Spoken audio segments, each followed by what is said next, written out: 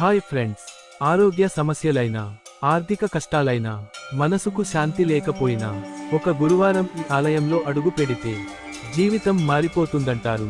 ఆ ఆలయం ఏదో తెలుసుకోవాలంటే ఈ వీడియోని పూర్తిగా చూడండి. మహారాష్ట్ర రాష్ట్రంలోని అహ్మద్నగర్ జిల్లాలో ఉన్న పవిత్ర గ్రామమే షిరిడి. సుమారు 1858 నుంచి సాయిబాబా ఇక్కడే నివసించారు. ఇది సాధారణ మసీదు కాదు, ఇది బాబా నివసించిన ద్వారకామాయి.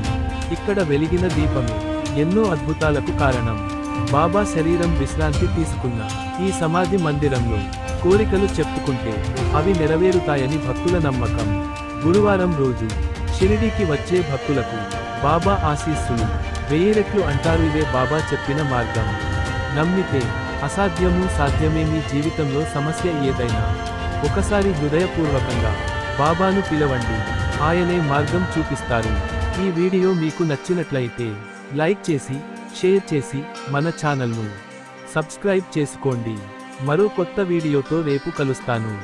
అంతవరకు బాయ్ ఫ్రెండ్స్.